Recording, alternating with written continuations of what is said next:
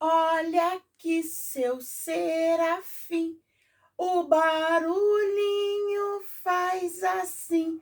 X, x, x, x, x com A eu faço chá, x com E eu faço xé, x com I eu faço xi, x com O eu faço xó, x com U eu faço chu, x com ão eu faço chão, xá, xé, xi, xó, chu, xá, xé, xi, xó, chu. Lembrando que o X, ele tem vários sons, então depois a gente vai aprender os outros sons dele, tá? Porque esse som parece com C e com H junto, que ele faz esse som, x, x. Mas nós temos outros sons do X, tá? Esse som é com CH, o som parecendo com CH, certo?